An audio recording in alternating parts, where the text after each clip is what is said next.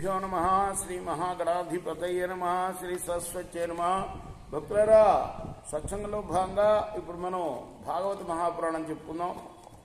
నిన్నటి వరకు మనం 6 స్కందాలు పూర్తి చేసాం.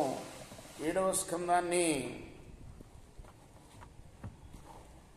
33 భాగాలుగా చెప్పుకున్నాం. ఈ రోజున 33 భాగాలుగా చెప్పుకున్నాం. ఈ రోజున 34వ భాగం చెప్పుకున్నాం. చెప్పుకునే ముందు వ్యాస భగవాను చేసుకుందాం. వ్యాసాయ విష్ణు రూపాయ వ్యాసరూపాయ విష్ణవే నమో వై బ్రహ్మనిధయే వాసిష్ఠాయ నమో నమః. సదా నింబవృక్షస్య మూలాదివాసా సుధాశ్రావిణం తిక్తమప్యప్రియంతం తరుం కల్పవృక్షాదికం సాధయంతం నమామీశ్వరం సద్గురుం సాయినాథం అంజనానందనం వీరం జానకీ శోకనాశనం కపీశమక్షాంతారాం వందే లంకాభయంకరం. समर्थ गुरु साईनाथ महाराज की जय.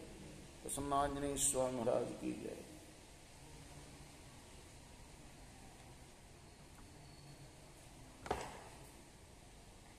ఉల్లసిత విష్ణు కథనముదెల్లప్పుడు మాకు చెప్పడి గురుడని నన్నుల్లంఘమించి కుమారకులొల్లరు చదువంగ దానవోత్తమ వింటే.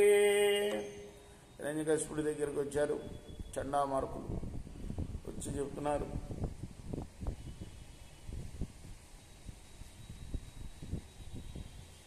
మేము విష్ణు కథలు చెప్పమని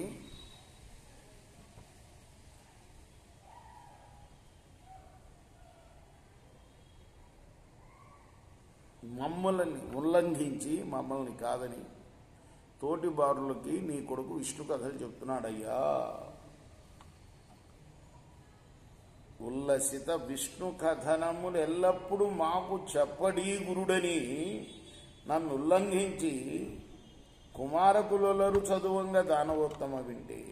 ఉడుగడు మధురిపు కథనము విడివడి జడు పగిర్ది తిరుగు వికసమున నేనొడవిన నొడువుల నొడవడు దుడుకని చదివింప మాకు దుర్లభమదిప. మేం చెప్పిన చదువులు చదవట్లేదయా, కాబట్టి మా వల్ల కాదు నీ కొడుకుని చదివించడం అని వాళ్ళు విన్నవించుకున్నారు ఆ రాక్షసాధికుడైన హిరణ్యకశిపుడికి.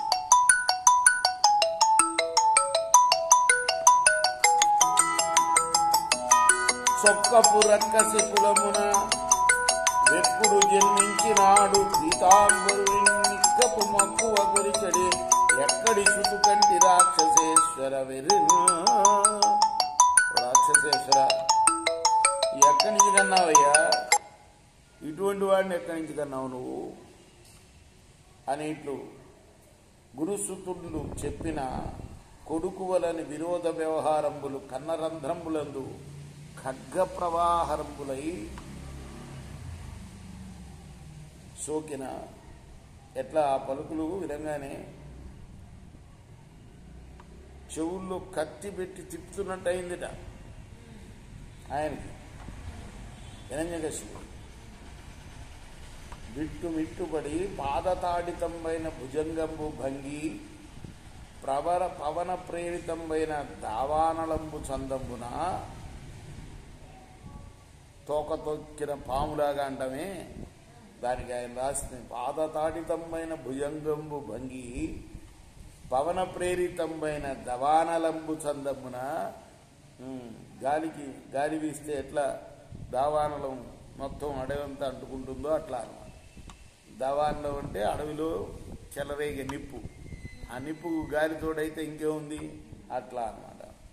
దండతాటితంబైన కంఠీరమంబు కైవడి భీషణ రోష రసావేశ జాజ్వల్యమాన చిత్తుండును కంపమాన గాత్రుండును అరుణీకృత నేత్రుండును అయి కొడుకును రప్పించి సమ్మాన కృత్యంబులు తప్పించి నిర్దయుండై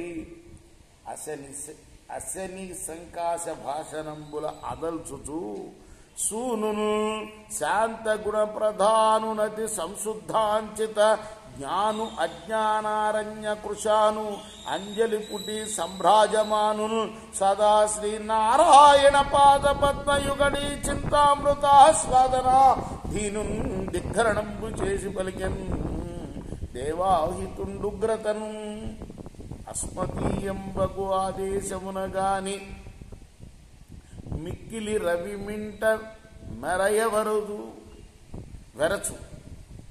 నా ఆజ్ఞ లేకుండా బాగా ప్రకాశించడానికి సూర్యుడు కూడా భయపెడతాడు, కొడుకుతో అంటున్నాడు. అన్ని కాలములందు అనుకూలుడై కాని విద్వేషి అయి గాలి వీవ వెరచు. గాలి వాయుదేవుడు కూడా నన్ను చూసి భయంకరంగా వీచడానికి భయపడతాడు. మత్ప్రతాపానల మంది కృతార్చి విచ్చలవిడి అగ్ని వెలుగ వెరచు. అలానే అగ్ని కూడా నాకు భయపడి ఎక్కువగా మండడు, ఎంత మండాలో అంతే మండుతాడు. అతి తీక్ష్ణమైన నా ఆజ్ఞనుల్లంఘించి సమనుండు ప్రాణుల చంపవరచు. చివరికి యమధర్మరాజు కూడా నా ఆజ్ఞ లేకుండా ఎవరిని చంపడు.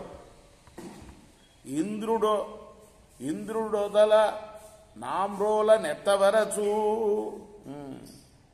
నా ముందు ఇంద్రుడు కూడా తలెత్తడానికి భయపడతాడు.